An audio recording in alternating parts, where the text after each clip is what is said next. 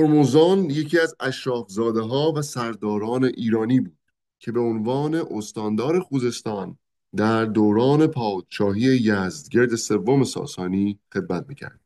او پس از سقوط شهر شوشتر در خوزستان در سال 642 میلادی به اسارت مسلمانان درآمد و 2 سال بعد به اتهام مشارکت در قتل خلیفه اسلام عمر بن خطاب کشته شد.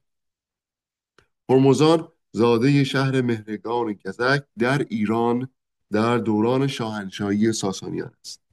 در گذشته وی در سال 644 میلادی در شهر مدینه در دوران خلافت راشدین است. درجه وی شهردار است و جنگ‌ها و عملیات بسیار مهم وی حمله اعراب مسلمان به ایران است. هرمزان در شهر مهرگان گزک از شهرهای سرزمین پهله زاده شده بود. به نظر یوزف مارکوات نام مهرگان گزک با نام سوریانی خانه مهرک هیچ ارتباطی ندارد. این نام در ارتباط با یکی از قبایل لر است. با توجه به این نکته میتوان گفت خاندان هرمزان که از دودمان هفتگانه ایرانی بودند و از ناحیه خوزستان و در شهر شوشتر بود. نخستین جایی که از هرمزان به میان میآید در زمان شاهنشاه یزدگرد سوم ساسانی آخرین پادشاه ایران در دوران شاهنشاهی ساسانیان است که یکی از اسپهبدان بود. هرمزان در جنگ قادسیه همراه رستم فرخزاد سردار بزرگ ایران حضور داشت و فرمانده پیاده های ایران در جناح راست ارتش ایران بود که پس از شکست ایرانیان و کشته شدن رستم فرخزاد، بهمن جازویه و گلینوش و در کل سپاه ایران شکست خورد و به فرماندهی بهرام رازی، هرمزان و پیروز خسرو به سوی ایران بازگشتند. اما در راه بازگشت و در نزدیکی های شهر بابیروش یا همان شهر بابل تصمیم گرفتند که بار دیگر با اعراب مسلمان بجنگند و انتقام خون کشته شدگان ایران را بگیرند و همچنین مانع حرکت اعراب مسلمان به سوی پایتخت ایران در دوران شاهنشاهی ساسانیان یعنی شهر تیسفون شوند. ولی در این جنگ نیز سربازان ایران تشنه لب و بیرویی ایران نیز شکست دوباره خوردند. پس از آن نیز هرمزان با گرد کردن دوباره سپاه قادسیه همراه مهران رازی بار دیگر در نبرد جلولا با اعراب مسلمان جنگیدند، ولی در آن جنگ نیز سپاه ایران شکست خورد و مهران رازی در آن جنگ کشته شد. پس از شکست پس از شکست ارتش ایران در قادسیه و سقوط پایتخت ایران یعنی شهر تیسپون و سپس نبرد جلولا، شهرهای اطراف تیسپون با پرداخت جزیه صلح کردند.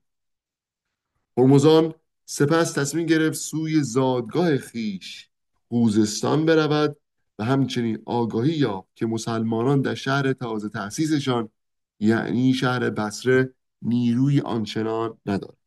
هرمزان در 2 درگیری خود با مسلمانان شکست خورد یعنی در سال 16 هجری قمری. پس تصمیم گرفت به شوشتر خوزستان نزد برادرش شهریار برود و با استفاده از برج و باروی مستحکم به شهر شوشتر جنگ را با اعراب ادامه داد. پس بدین منظور رو به شهر شوشتر نهاد و با جمع‌آوری مردم دوستدار شاهنشاه ایران و همچنین آذوقه بسیار وارد شهر شوشتر شد. از آنجایی که شوشتر شهری آباد و دارای رودخانه بود، توانست اندکی مدتی آذوقه فراوان برای ارتش ایران در داخل شهر جمع‌آوری کند. پس از آگاهی مسلمانان اعراب و همچنین خلیفه اعراب از تجمع نیروهای ایرانی در شهر شوشتر، خلیفه ابو موسی اشعری را با سپاهی بزرگ به جنگ هرمزان و ایرانیان فرستاد. ابو موسی اشعری و سپاه اعراب پس از رسیدن به شوشتر سعی کردند شهر را تصرف کنند، ولی از آنجایی که شهر دارای برج و باروی مستحکم بود و همچنین سپاهیان ایران که از خود جانفشانی‌های بسیاری می‌کردند، مسلمانان موفق به تصرف شهر ایرانی نشدند. این درگیری‌ها آغاز جنگ شوشتر محسوب شود.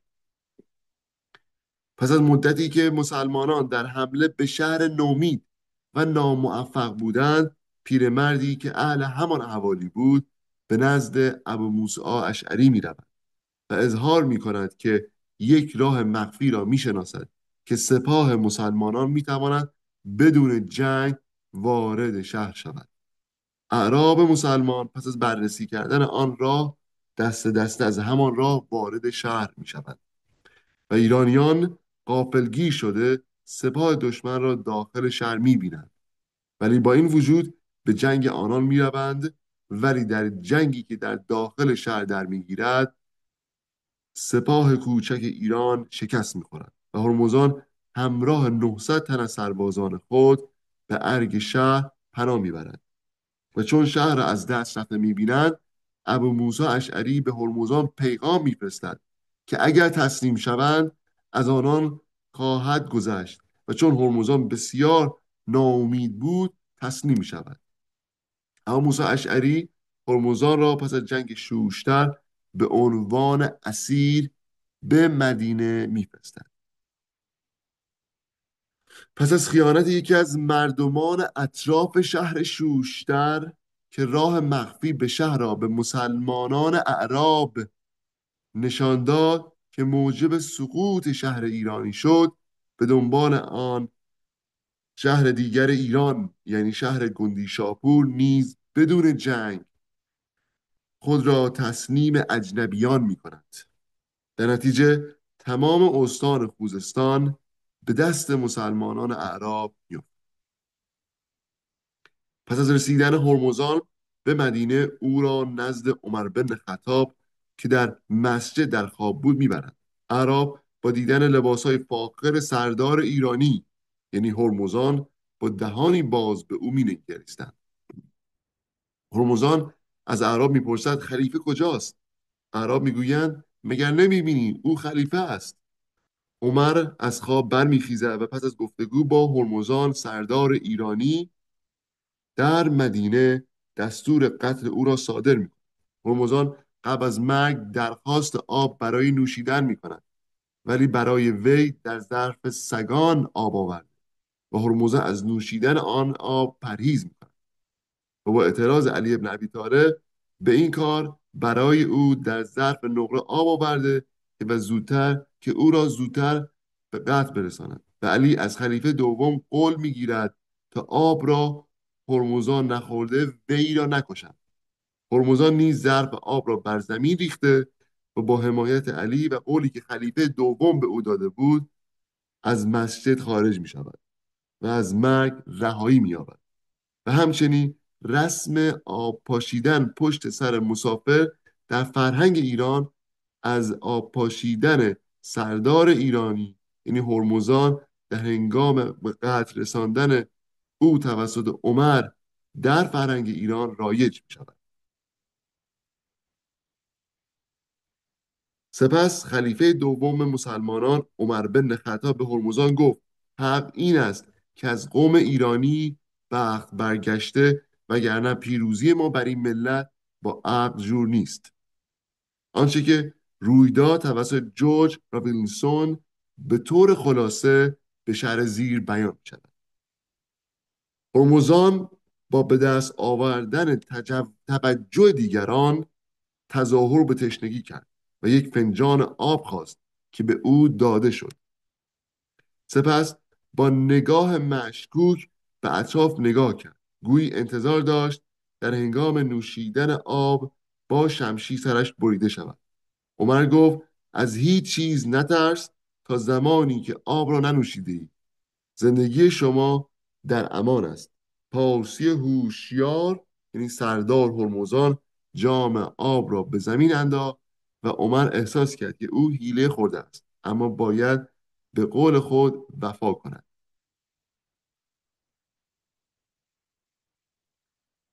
هرمزان در سال 23 هجری، یعنی در سال 644 میلادی، به دلیل گمان عبیدالله بن عمر به قتل پدرش توسط او از پشت سر کشته می شود. پسر عمر همچنین به روایتی همسر و فرزند خردسار ابولولو، همان سردار بزرگ ایران، پیروز نهاوندی را نیز می‌کشد.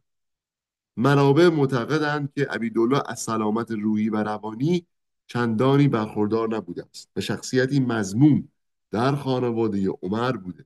گفته می شود یک بار عمر عبیدالله را به خاطر نوشیدن شراب حد شرعی میزند. عمل عبیدالله خلاف شرع تلقی میشد و وی نزد سعد بن ابی وقاص مدتی بازداشت بود، اما عثمان وی را مورد عفو قرار داد. علی ابن ابی طالب و دیگران به شدت به او اعتراض کردند و علی تهدید کرد که اگر در موقعیت مناسبی قرار گیرد، حکم قصاص را درباره عبیدالله اجرا خواهد کرد. علی خطاب به عثمان گفت این فاسق، اشاره به عبیدالله، را به خونخواهی دختری بیگناه و هرمزان بکشد که با کشتن مسلمانی بیگناه مرتکب خطای عظیم شده است. همچنین در بعضی منابع و نوشته آمده است برا ابن مالک، یکی از سرداران ایران ستیز و جنایتگار در لشکر اعراب، توسط سردار بزرگ ایران هرمزان در جنگ شوشتر به قتل میرسد و شوربختانه قبر این شخص ایران ستیز در لشکر اعراب مسلمان، یعنی برا ابن مالک، در شهر شوشتر در خوزستان ایران به عنوان زیارتگاه استفاده می شود. سپاس از شما و روز و شبتون بخیر.